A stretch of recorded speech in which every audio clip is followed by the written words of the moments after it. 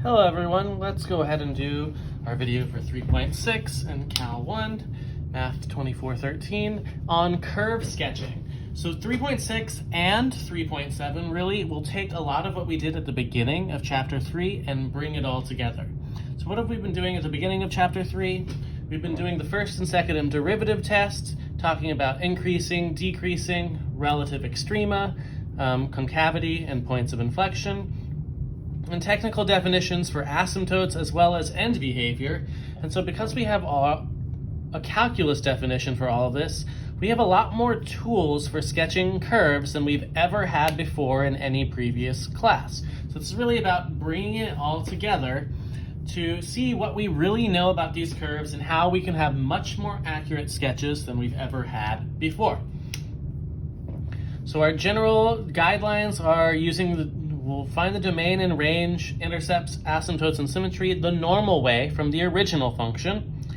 And then if we want to find relative extrema or increasing and decreasing, we'll have to look at the derivative of the function.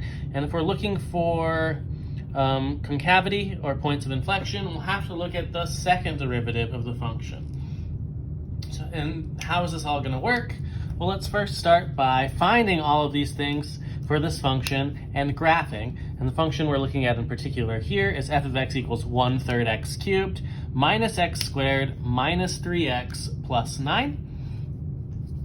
So one thing that I will note is that I'm going to go ahead and factor this 1/3 out front just to make it easier to see my factor by grouping here.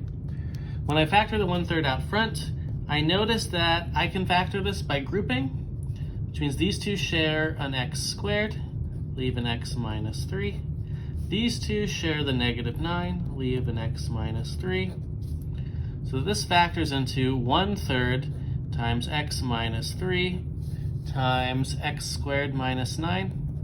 And now if we see x squared minus 9, that's difference of squares. So this is 1/3 times x minus 3, another x minus 3, and x plus 3. Or 1/3 times x minus 3 squared times x plus 3. Now what does this help us do? It helps us find our intercepts. We know that when x is 3, or when x is -3, we'll have zeros. So we have zeros at 3, 0, and -3, 0. Our y-intercept from the original, if we plug in 0, we should only get 9. So we also have 0, 9. So this is the type of thing you could have done previously in algebra. You can plot 0, 9, 3, 0, and -3, 0. But this was really all we could do besides using end behavior to kind of generalize what's going on. But if we want to find, say, relative extrema, where it's increasing and decreasing, we need to look at the derivative. So what is the derivative of our original function? It will be easier to take the derivative using power rule from the original than it will be to try to take the factored form. So the derivative here, 1/3 times 3, is just x squared, minus 2x, minus 3, and then the 9, so this is a constant, will become 0. And this is factorable into x minus 3 and x plus 1, which means we've got potentially extrema at x equals 3 and x equals -1. So more critical values to deal with besides just the 3 and the -3 here. While 3 is a repeat, -1 is now kind of in addition to that. And if we want to find points of inflection and concavity, we're going to have to look at the second derivative. Second derivative of this is now 2x minus 2. And if we set that equal to 0, that gives us, when is 2x minus 2 equal to 0? When x is 1. So you can see a lot of critical values to deal with. So this is how kind of I look at it when I do this. I have all my critical values. -3, -1, 1, and 3. And I'm going to look at what they do in the original and in each derivative to see what I know about each of them, generally speaking. So let's pick a point in the range, for example, -4. When I plug in -4 to my original function, either the factored form or the original, I would see that negative 4 minus 3 squared, this is positive, this is negative. So in the original, this thing should be negative. So it should be a negative value below the axis. In the derivative, when I plug in negative 4 minus 3 is negative, but negative 4 plus 1 is also negative, and negative times negative is positive. And then the second derivative at negative 4, 2 times negative 4 is negative 8, minus 2 is negative 10. It's negative. So what does this tell me about everything in the range to the left of negative 3? It is negative. The positive derivative means it's increasing from left to right. And the negative for the second derivative means it's concave down. And I can kind of repeat this process. The difference between this and the original process in college algebra is you kind of want to look at what the endpoints are. I know this is a 0, negative 3 here, but what happens when I plug in negative 3 to the first derivative? I still can find if this thing is increasing or decreasing. Now negative 3 minus 3 is negative 6. Negative 3 plus 1 is negative 2. Negative times negative is positive. So we should still be increasing here. And at f double prime of x, if I plug in negative 3, we're still negative.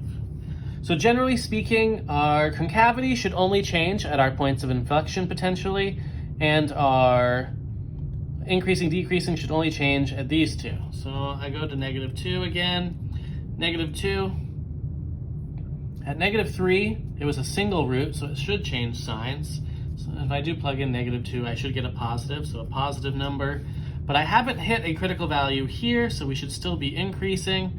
And I haven't hit a critical value here, so this should be the same. So we can continue to write these same things about each value. At negative 1, I know negative 1 is not a 0, so it should still be positive. It hasn't changed signs because we haven't hit one of the zeros. But negative 1 is when I have a set first derivative of 0, which means it's neither increasing nor decreasing. It's either a relative max or a relative min at negative 1. And the second derivative can tell me whether that's positive or negative, whether it's a max or a min. It's still negative when I plug in negative 1 here, which means if I am concave down, negative 1 must be a maximum, which we'll see exactly what the value is when we get there. And then at 0, I know at 0 I have a positive value. My derivative at 0 is negative, and my second derivative is negative. And finally at 1, I should still be positive. I haven't hit a critical value of the first derivative, so that should not have changed. But this is a critical value here, which means it is going to be our point of inflection. And then we keep going. Looking at 2. 2, we haven't changed. We haven't hit a 0. Positive. We haven't hit a 0 of our first derivative either, so this should still be negative. This at 2, though, should have shifted to positive. At 3, we know it's a 0. Furthermore, we know it's a 0 there. And then the second derivative at 3 is positive. And then finally at 4, we're like, okay, what is f of 4? F of 4 is positive. We haven't hit we hit a 0 there, but 3 was a double root, so it's still positive in the original. F prime of x should be positive, and our second derivative also positive. So what can I use this for? I can use it to sketch the graph. Now, the very critical values, generally speaking, are the ones that I would like to plot. I've already plotted negative 3 and 3, but I also would like to plot negative 1 and 1 by plugging them into the original. So what is f of negative 1? It'll be negative 1/3 minus 1 plus 3 plus 9, which by my math looks like we have 12 minus 1 is 11 minus 1/3, so that would either be 10 2/3 or 32/3. So I have the coordinate point negative 1, 32/3, which is going to be about a little above the 10, so about here. And what happens when I plug in 1, my other potential value that's important? It will be 1/3 minus 1 minus 3 plus 9. 1 is my point of inflection, but it shouldn't be a max or min. 9 minus 3 is 6, minus 1 is 5, plus a third, so that's 16 thirds, or 5 1/3. So we can plot that. It's about here. And then from there, it's about sketching the graph.